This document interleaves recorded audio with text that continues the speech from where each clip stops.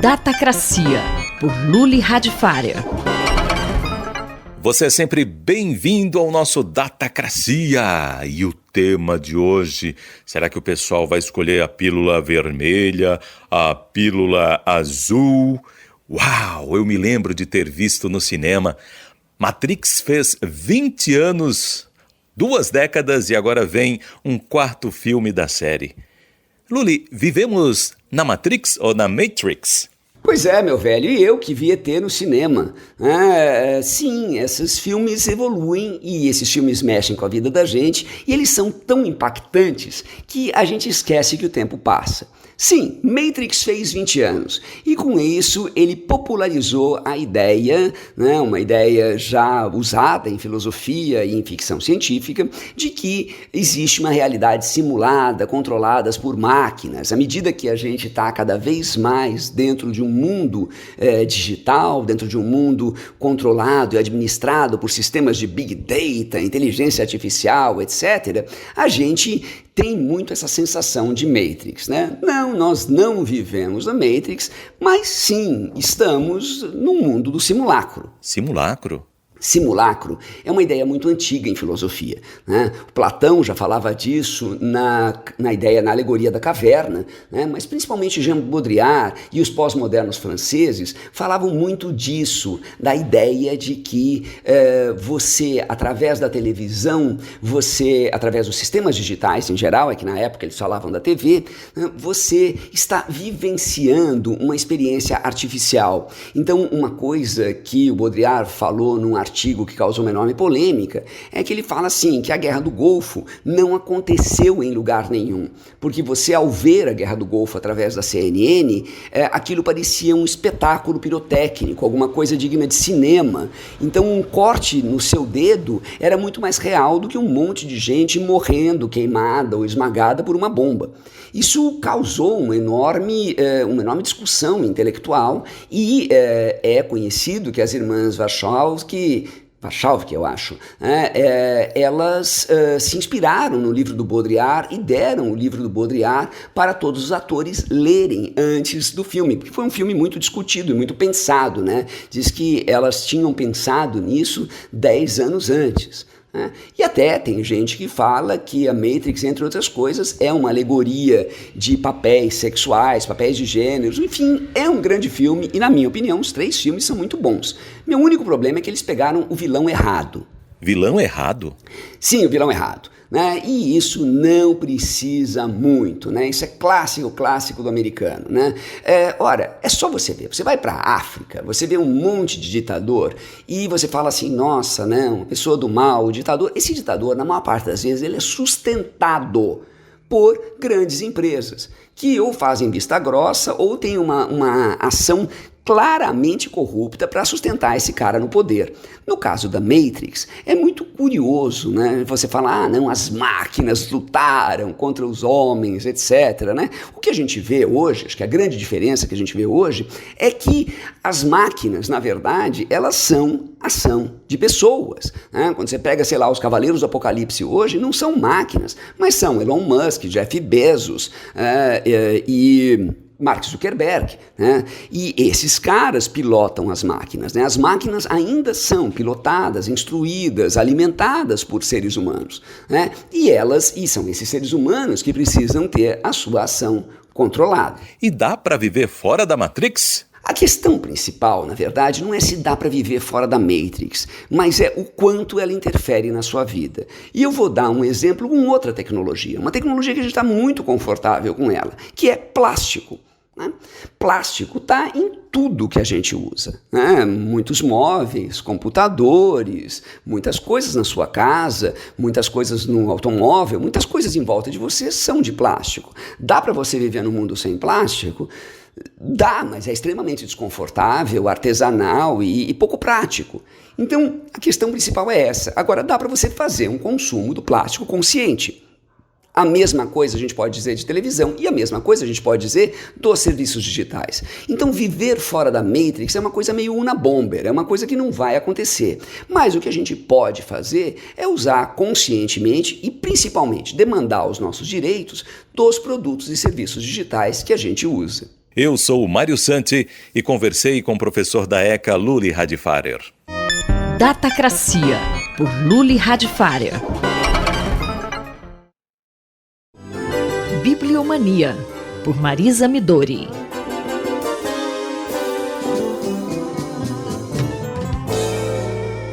Bom dia, professora Marisa Midori. Professora, o programa de hoje trata de colecionismo e resistência? Bom dia, Cláudia. Bom dia, ouvintes da Rádio USP. Chegamos ao fim de nossa série sobre colecionismo e bibliofilia. Hoje vamos falar sobre resistência. E para isso voltaremos à mostra de cinema promovida pela plataforma MUBI, com foco na produção da diretora turca Esmer Pelin. No documentário O Colecionador, lançado em 2002, a diretora nos apresentou o universo de seu tio Mithat. Com ele caminhamos pelas ruas, becos e galerias de Istambul, onde, diariamente e de forma meticulosa, nosso personagem buscava seus objetos de coleção. Em 10 to 11, uma produção franco-turca de 2009, Esmer Pelin revisita nosso colecionador em um longa ficcional. O título pode ser entendido como 10 para as 11, em uma referência à coleção de relógios do protagonista. É preciso lembrar que a qualidade dos relógios mecânicos se mede também por sua resistência na medida do tempo. Há relógios que nunca atrasam. Outros cedem pouco a pouco à rigidez requerida. Com a precisão de um especialista, tio Mithat observa a resistência de seus aparelhos e anota em suas costumeiras listas que um deles apresenta 10 minutos de defasagem em relação ao horário normal, após 193 dias de funcionamento, como ele escreve. Mas 10 para as 11 é também o salto de um volume para o outro de uma enciclopédia turca. O último é infinitamente mais raro. Uma vez mais, a noção de defasagem se coloca. Uma e outra interpretação nos situa diante de uma vida que respeita o compasso do tempo, onde a cultura material estabelece o nexo entre o passado e o presente. O colecionismo, nesse sentido, se torna uma forma de resistência contra o vazio. Aqui há uma relação muito clara entre a cultura material e a cultura dos livros. De alguma forma, a desmaterialização dos livros é um sintoma deste rompimento com o passado, com a memória? Sim, é disso que se trata. Diferente do que ocorre no documentário anterior, agora o apartamento do tio Mithat é apresentado de modo mais humano. Ali cada coisa tem seu lugar. E é possível viver em um espaço que mais se assemelha a um gabinete de curiosidades do que a uma casa. Há no ambiente um sentido de proteção em relação ao mundo que está ao entorno do tio Mithat. É claro que há uma estrutura que perpassa esse universo e que se choca com ele. A cultura material não está alheia aos interesses do capital. Tudo, no fim das contas, converte-se em mercadoria. E é nesse ponto que o sentido de resistência do colecionismo se impõe. No filme, os vizinhos do tio Mithat aderem ao projeto de demolição do prédio que será substituído por outro totalmente novo. A ação destruidora do capital imobiliário se coloca na frente da sua janela, sob a forma de um grande guindaste que anuncia que todo o bairro passa por essa modernização. Mas o colecionador se vê diante de um dilema ainda mais cruel. Aquilo que para ele é memória torna-se possibilidade de melhoria de vida para um zelador explorado. Novamente, temos o confronto entre cultura material e mercadoria. Frente a esse nó indissolúvel, o que fazer? Se tudo que é sólido desmancha no ar, só nos resta o caminho da resistência. Obrigada. A professora Marisa Midori conversou com Cláudia Costa. Bibliomania, por Marisa Midori.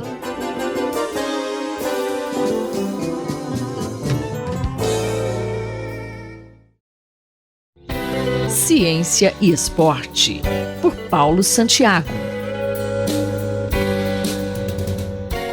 Nesta semana, o mundo perdeu o ídolo e mito do futebol, Diego Armando Maradona. Professor Santiago, Maradona já foi tema de pesquisa, mas ele deve continuar a pautar estudos na ciência do esporte? Olá, ouvintes da Rádio USP. É com grande pesar que perdemos esse grande jogador de futebol, ex-jogador de futebol, o Diego Maradona. E como a própria pergunta diz, além de um grande jogador, Diego Armando Maradona também foi tema de pesquisas científicas, ou seu nome esteve em pesquisas científicas. Eu fiz, então, uma homenagem aqui. Eu fui fazer uma busca, por exemplo, em uma base de dados científico, o PubMed, e coloquei os termos Sports and Maradona. Então, eu encontrei diretamente que tinham trabalhos que apareciam o nome do Maradona e esporte, 3 trabalhos. Alguns deles muito interessantes. Então, o Maradona foi tema de trabalhos em diversas áreas, entre elas na área de saúde pública, mostrando aí num trabalho de 2010 como o Diego Maradona influencia na questão de prevenção de drogas, mostrando aí nesse trabalho que jovens e pessoas, principalmente que conhecem a história do Maradona, tinham uma ideia muito mais consciente dos riscos e dos danos das drogas. Então ele atuando aí também como um vetor muito importante na parte de prevenção e tratamento de drogas. Um outro trabalho mostrando sobre a questão trabalho voltado, nesse caso, para psicologia experimental, mostrando como que era a questão da memória na adolescência, então chamado de reminiscence bump. E aí foi feito também, fazendo uma pergunta para agora, no caso, de holandeses, então foram entrevistados 619 holandeses, para eles falarem quais eram os melhores jogadores que eles já viram, perguntas desse tipo. E é lógico, apareceram o Johan Cruyff, Pelé e Diego Maradona. Então, mostrando que essas grandes celebridades, nesse caso, são também muito importantes para a questão de ativar, resgatar memórias que estão relacionadas principalmente lá na adolescência, com 17 anos. Aí um outro estudo também muito interessante, esse recente, publicado no começo do ano agora de 2020, que fala como Maradona em nossas mentes, Então, totalmente relevante, até mesmo pela questão desse fato triste da perda do Maradona, mas é uma questão de como que ele, esses tipos de pessoas, essas celebridades, auxiliam na questão de uma propriedade de memória coletiva. Então, é um trabalho também aí que está envolvendo uma parte de cognição e memória, em revista de cognição e memória. Ele é muito recente e foram entrevistados argentinos que falaram o que eles lembravam de campeões, vice-campeões e o país sede das Copas do Mundo. E aí eles mostrando que, por exemplo, Maradona, Messi, essas celebridades têm muita importância para ter uma memória coletiva fixa. Então, mostrando que Maradona ele fica na memória pelo todo feito. Muitas vezes lembram-se muito mais da personalidade do que da própria Copa do Mundo ou ano, as pessoas associam isso. Então, mostrando sim que além de um grande jogador, ele também é objeto de estudos e também serviu muito para que façam pesquisas relacionadas à cognição e também agora ao esporte. Isso quer dizer que o legado de Maradona ultrapassa as 4 linhas do campo de futebol? Exatamente. Além do legado do Maradona como grande atleta dentro de campo, ele também vai deixar um legado e também a possibilidade para diversos estudantes, diversos pesquisadores que desejam usar o exemplo de alguns fatos de sua vida, desde a parte, por exemplo, para a questão de aquisição de habilidades, aprendizagem, questão de comportamento humano. Então, tem até um artigo que eu não vou comentar aqui, porque não temos tempo, mas que fala sobre a mão de Deus ou a mão de Maradona. E aí ele faz uma discussão sobre acreditar na questão do livre-arbítrio e a percepção dessa intencionalidade. Eu aconselho, é muito interessante, mas fica por uma próxima que não temos mais tempo, e Maradona vai ser sim muito lembrado até mesmo em pesquisas. Obrigado e até a próxima coluna. Ouvimos o professor Paulo Roberto Santiago, da Escola de Educação Física e Esporte da USP em Ribeirão Preto. Rita Estela para a Rádio USP. Ciência e Esporte, por Paulo Santiago.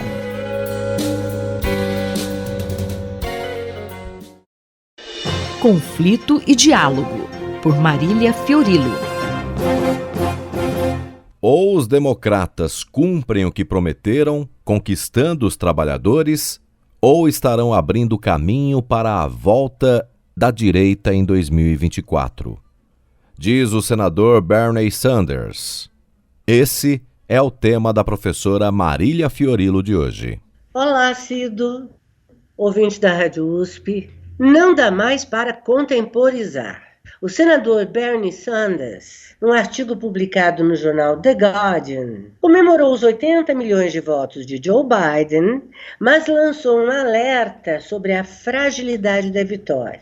O apoio a Trump, revelado nos 11 milhões de votos a mais que os que ele recebeu em 2016, é uma bomba relógio, que mostra como aumentou o descontentamento popular, principalmente daqueles mergulhados no desemprego, pobreza e negligência do poder público, e que ainda acham que Trump, que se apresenta como antissistema, seria a solução.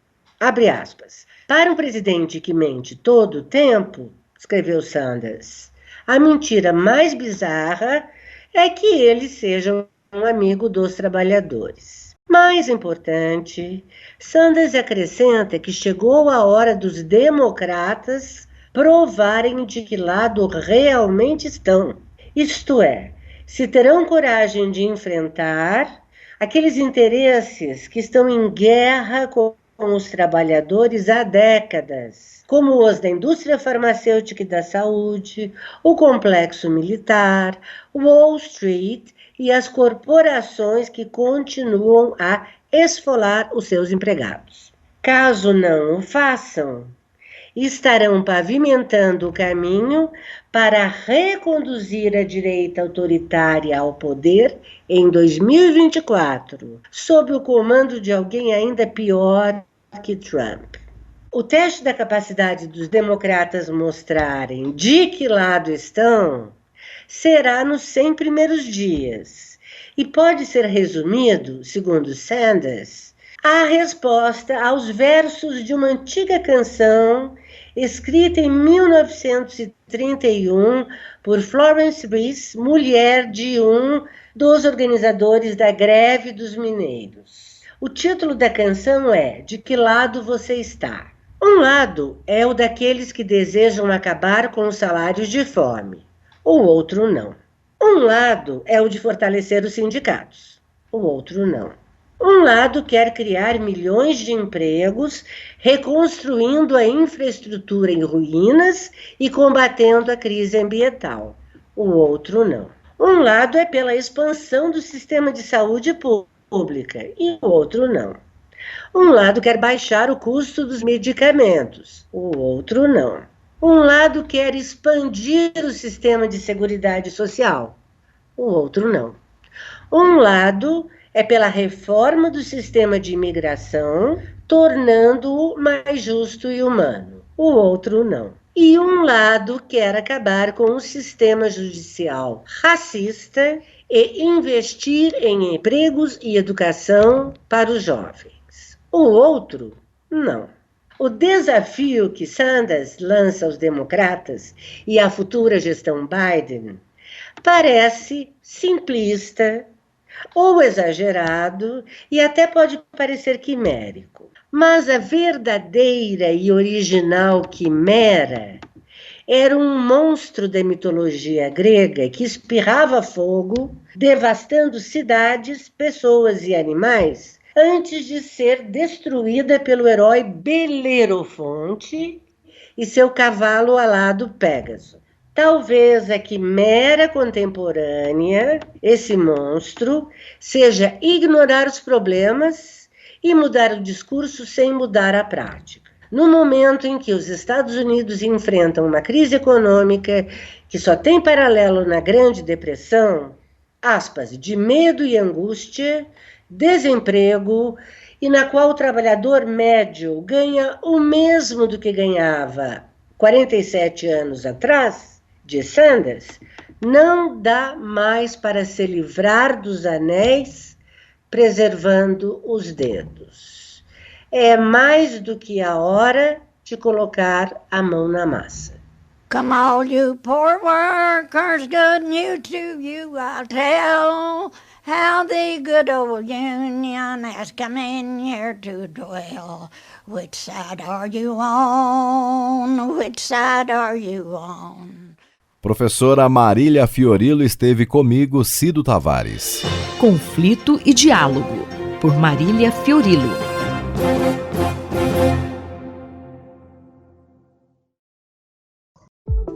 Educação e Direitos, com a professora Eunice Prudente.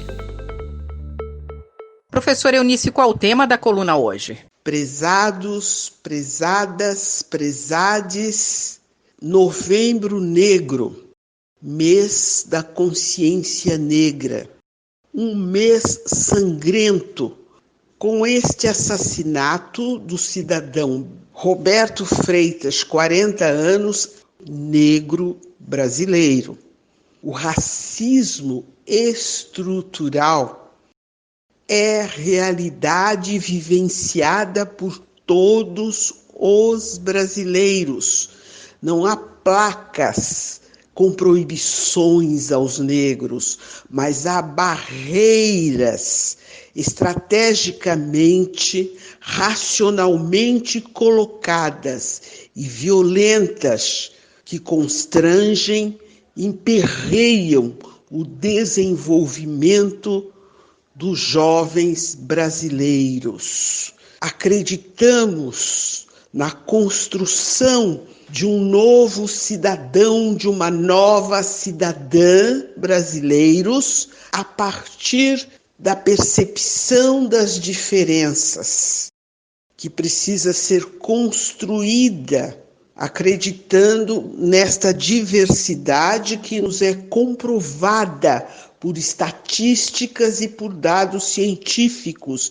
Há um Brasil plural e o respeito às diferenças precisam estar nas salas de aula, em todos os ambientes. Por isso estamos neste jornal nos referindo à percepção das diferenças para chegar ao respeito ao protagonismo negro como um caminho legal, pacífico, no enfrentamento do racismo que é estrutural entre nós. Professor, o Judiciário está empenhado em discutir o racismo. No entanto, há quem relute em abordar o tema. Como a senhora vê essa situação? Muito grave este posicionamento de 34 juízes do Judiciário do Estado de Pernambuco, quando não aceitam uma cartilha que foi elaborada e voltada justamente para a percepção das diferenças do Brasil plural com suas etnias e que cabe ao Judiciário, no exercício de uma das principais funções do poder, atentar para as práticas de racismo estrutural quando os nossos jovens usuários de droga recebem tratamento diferenciado no âmbito do judiciário. Então nós temos aí 56% da população brasileira negra, mas entre os encarcerados são 67% negros. E ainda 76% das vítimas de homicídio são negros. E esses dados são oficiais. IBGE, IPEA, Fórum Nacional de Segurança Pública. Atentem, Beto Freitas é assassinado no Rio Grande do Sul e foi justamente lá que o literato intelectual Oliveira Silveira, liderando o movimento negro, deu início ao respeito do 20 de novembro, morte de Zumbi dos Palmares, como o mês da consciência negra. Eu, Simone Lemos, ouvi a professora Eunice Prudente. Educação e Direitos, com a professora Eunice Prudente.